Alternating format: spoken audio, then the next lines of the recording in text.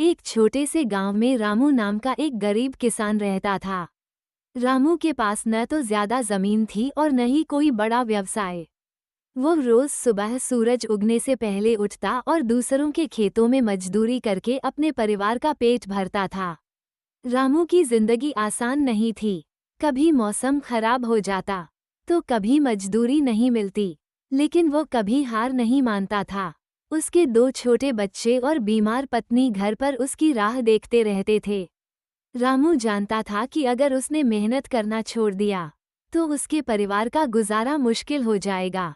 रामू सुबह से शाम तक खेतों में काम करता, धूप में जलता, मिट्टी से सने हाथ और पसीने से भीगा हुआ शरीर, लेकिन चेहरे पर हमेशा एक उम्मीद की चमक होती।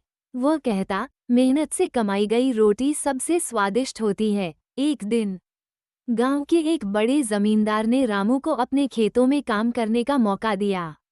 मेहनत और ईमानदारी से काम करने के कारण रामू का भरोसा बढ़ता गया।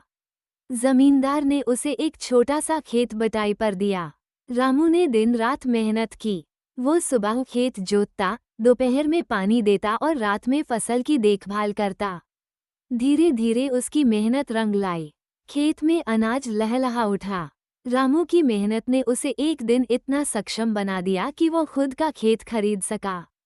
अब वो केवल अपने परिवार के लिए ही नहीं, बल्कि दूसरों की मदद के लिए भी खड़ा रहता था। गांव के लोग उसे कहते, रामू मेहनत की मिसाल है।